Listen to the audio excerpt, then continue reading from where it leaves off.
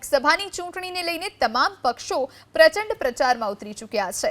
નેતાઓથી લઈને કાર્યકર્તાઓ વહેલી સવારથી રણનીતિની બેઠકો અને પ્રચાર કાર્યોમાં લાગી જાય છે। ત્યારે આપની ચેનલ એબીપી અસ્મિતાની ખાસ રજૂઆત નેતાજી સાથે નાસ્તામાં આજે વાત કરીશું ભરૂચ લોકસભા બેઠકથી ભાજપ ઉમેદવાર મનસુખ વસાવા સાથે। આમ આદમી પાર્ટીના ચૈત્ર વસાવા વિરુદ્ધ જીત મેળવવા મનસુખ વસાવાની શું છે રણનીતિ અને કેવી રીતે કરે છે ચૂંટણી પ્રચાર, જાણીએ આ ખાસ કાર્યક્રમમાં।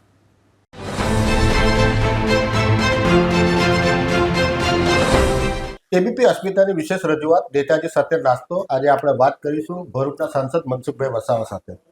મનસુખભાઈ, એબીપી અસ્મિતામાં આપનું હાર્દિક સ્વાગત છે। વાત કરીએ તો ભારતીય જનતા પાર્ટીએ આ વખતે જે લોકસભાની ટિકિટો છે એ ટિકિટની ફાળવણી વખતે અનેક સાંસદોના પત્તા કાપી અને એ લોકોને ટિકિટ નથી ફાળવી, તો સતત 7મી વખતે આપણે ટિકિટ ફાળવા પાછળનું કયું કારણ અને કઈ વિકાસની રાજનીતિ અને ભરૂચનો ઔદ્યોગિક વિસ્તાર છે, તો 7મી વખત પાર્ટી આપણે પસંદ કેમ કરી? જો આમ તો હું 1983 થી ભારતીય જનતા પાર્ટીમાં જોડાયો છું। પ્રાથમિક સભ્ય જોડાયા પછી સક્રિય રીતના પાર્ટીમાં 1983 થી જ શરૂઆત કરી। ત્યાર પછી પાર્ટી જે જવાબદારી આપી મને એ પૂરી નિષ્ઠાપૂર્વક નિભાવી। પાર્ટીમાં અલગ અલગ પ્રકારની જવાબદારી, તાલુકા, જિલ્લાથી માંડી પ્રદેશ લેવલ સુધીની જવાબદારીનો, રાષ્ટ્રીય કક્ષાએ પણ ભારતીય જનતા પાર્ટી મને મંત્રી બનાવ્યો હતો ભારતીય જનતા પાર્ટીમાં। અને 1995માં રાજપીપળા વિધાનસભા હું જીત્યો। એના પહેલા 3 વિધાનસભા હારી ગયો, 95ની વિધાનસભા જીત્યો અને 95માં પહેલી વખત મને ભારતીય જનતા પાર્ટીએ મંત્રી બનાવ્યો। કોટેજ ઇન્ડસ્ટ્રીઝ, ફિશરીઝ ને ટ્રાઇબલ ડિપાર્ટમેન્ટ જેવા મેં સંભાળ્યા। 1998થી સ્વર્ગસ્થ ચંદુભાઈ દેશમુખનું અવસાન થતાં અને બાય ઇલેક્શનમાં મારી 95ની મંત્રી તરીકેની સારી કામગીરી જોઈ અને પાર્ટીમાં જે જવાબદારી મને જ્યારે સોંપી તે નિભાવી પૂર્ણ રીતના એને ધ્યાનમાં રાખીને 98માં મને લોકસભાના ઉમેદવાર તરીકે બાય ઇલેક્શનમાં પ્રોજેક્ટ પાર્ટીએ કર્યો। ત્યાર પછી સતત 6 ટર્મથી પાર્ટી મને લોકસભાના ઉમેદવાર તરીકે પ્રોજેક્ટ કરતી રહી। પાર્ટી મારા પર જે ભરોસો મૂક્યો એ પૂરેપૂરી રીતના મેં ખંતથી, ઈમાનદારીપૂર્વક અને મહેનતથી પાર્ટીનો ભરોસો મેં જાળવી રાખ્યો અને પાર્ટીના હંમેશા શીશમાં રહ્યો છે। સરકારની, રાજ્ય સરકાર હોય કે ભારત સરકારની આ યોજના જેના માટેની જે યોજના હતી એ લોકો સુધી પહોંચાડવાના મેં સતત પ્રયત્નો કર્યા છે અને સંગઠનની સાથે મેં હંમેશા લાવી રહ્યો છે। સંગઠન તાલુકા કક્ષાનો હોય કે જિલ્લા કક્ષાનો હોય, એમાં કોઈ પણ જાતનો મેં ભેદ રાખ્યો નથી। સંગઠનમાં નાના કાર્યકર્તા સાથે પણ મેં સંગઠનની કામગીરી મેં કરી છે। તો આ પ્રકારે પાર્ટી એ મારા પર જે ભરોસો રાખ્યો એને ધ્યાનમાં રાખીને એક સામાન્ય પરિવારના વ્યક્તિ પર આટલો મોટો ભરોસો રાખે પાર્ટી, તો મને ઓટોમેટિક જ મને મનમાં થાય કે નહીં, પાર્ટી મારા પર જ્યારે આટલો ભરોસો રાખતી હોય ને પાર્ટી મૂલ્ય આધારિત પાર્ટી હોય, રાષ્ટ્રવાદી પાર્ટી હોય, તો એને મૂલ્યો પણ જાળવવા પડે, પાર્ટીની વિચારધારાને પણ વળગી રહેવું પડે અને સાથે સરકાર પારદર્શક વહીવટની વાત કરે તો સ્વાભાવિક છે ફોલો કરવાની પણ મારી ફરજ છે। કોઈ પણ કામમાં હું બને ત્યાં સુધી પારદર્શક વહીવટ, સરકાર સાથેની કોઈ પણ જે કંઈ યોજના હોય એમાં પારદર્શકતા જળવાય એના માટે સતત મેં કાળજી રાખી છે। ખાસ વાત કરીએ તો સાહેબ, CR પાટીલ સાહેબ આજે વખતે જે ટાર્ગેટ આપ્યું છે કે 5 લાખના લીડથી ઉમેદવારોને જીતાડવા 26 બેઠકો। ભરૂચ લોકસભાની વાત કરીએ તો ભરૂચ લોકસભામાં આ વખતે આદિવાસી વર્સિસ આદિવાસી છે, એટલે આપ પાર્ટીમાંથી ચૈતર વસાવા છે, છોટુભાઈ પણ જાહેરાત કરી છે કે અમે એક ઉમેદવાર ઉભો રાખીશું અને ખુદ આપ તરત વસાવા કોમ્યુનિટીમાંથી આવો છો, તો વસાવા એટલે આદિવાસી સમાજના મતોનું વિભાજન થશે કે આદિવાસી સમાજ ભાજપ સાથે રહેશે? જો ભારતીય જનતા પાર્ટીના ભરૂચ લોકસભાના કાર્યકર્તાઓ અને મતદારો એ ચોક્કસ વિચારધારા સાથે જોડાયેલા છે। રાષ્ટ્રવાદને અમે ગામડે સુધી એ વિચારધારા પહોંચાડી છે અને સાથે રાજ્ય સરકાર અને ભારત સરકારમાં જે અમારા કામો થયેલા છે એનાથી પણ ભારતીય જનતા પાર્ટીના આદિવાસી સમાજના લોકો એ સતત જોડાયેલા છે।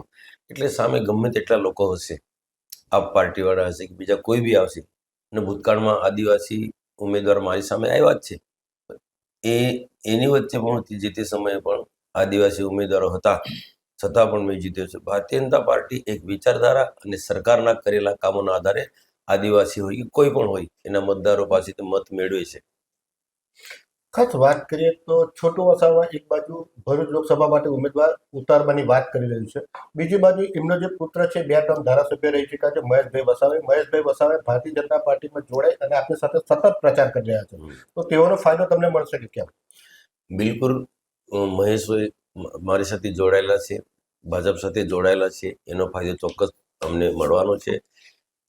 મહેશભાઈ એટલા માટે ભાજપમાં જોડાયા કે વર્ષોથી એમને આદિવાસીના હક ને અધિકારની વાત લઈને ચાલ્યા અને આંદોલનો પણ કર્યા આદિવાસીના હક અને અધિકાર માટે, ને એ જરૂરી પણ હતું.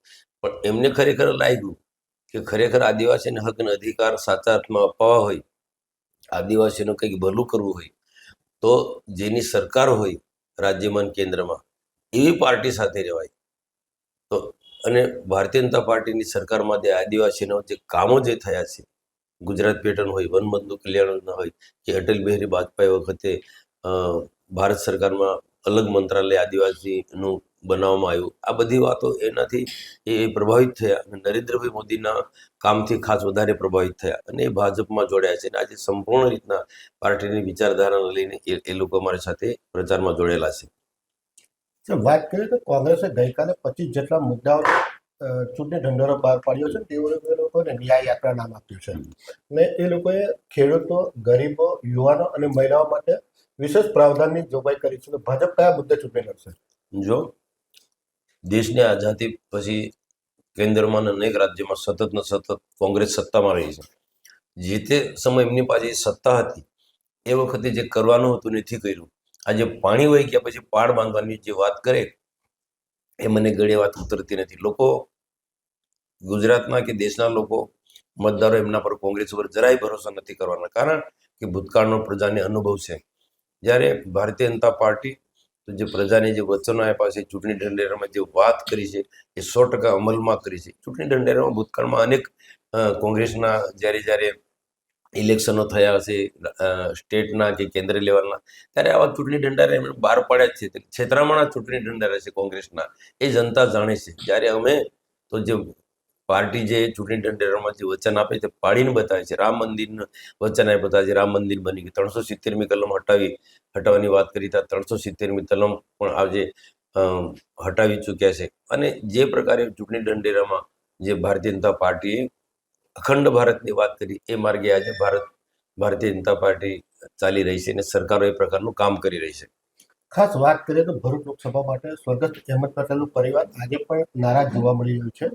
તેઓને નારાજગીનો ફાયદો ભારતીય જનતા પાર્ટી થશે કે કેમ?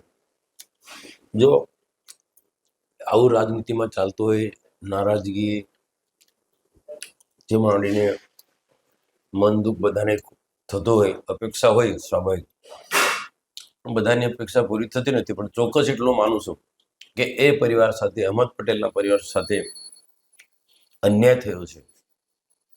એક સમયના કોંગ્રેસના દિગ્ગજ નેતા, એના પરિવારને એકદમ સાઈડ ઉપર કરી નાખવામાં આવે, એ યોગ્ય નથી. ભારતીય જનતા પાર્ટી મારે આવું ક્યારેય બનતું નથી. છતાં પણ એમનો પાર્ટીનો આંતરિક મામલો છે, એમાં અમે કોઈ હસ્તક્ષેપ કરવા માગતા નથી. અને હંમેશા ગરીબમાં ગરીબ માણસ, આદિવાસી હોય કે કોઈ પણ હોય, એના માટે કેમ કરીને એને ઉપર ઉઠાવો, કેમ કરીને સરકારની એને મદદો પહોંચાડી, એ હંમેશા સતત મારા મનમાં હોય છે. જ્યારે આવા કોઈક ને કોઈક પ્રકારના એવા દ્રશ્ય જોઉં, ઘટના જોઉં, રોડ પરના કામ કરતા મજૂરો, શ્રમિકો, આ બધું મારા જીવનમાં, એટલે એક ઘટના ને અનેક ઘટના હોય છે કે જે ખરેખર એમ આપણને ફિલિંગ થાય કે આ સમાજ માટે આપણે શું કરી શકીએ, અને શક્ય એટલું અમે એ ફિલિંગ થયા પછી અમે એ કાર્ય અમે કરતા પણ હોય છે. યોગ્ય જગ્યાએ અમે એનું ધ્યાન પણ દોરતા હોય છે. ખાસ વાત કરીએ સાહેબ તો ભરૂચ લોકસભાના સાંસદ તરીકે તમે અવારનવાર આદિવાસીના બોગસ સર્ટિફિકેટ બાબત હોય કે રેતી ખનન બાબતે હોય કે કોઈ અકસ્માતમાં એક પરિવારના 3 લોકો મરી ગયા હોય, તે વખતે આક્રમક થઈને અધિકારીઓને ખખડાવતા અનેક વખત નજરે પડે છે. તે વખતે પાર્ટીમાંથી તમને ઠપકો મળે છે કે કેમ?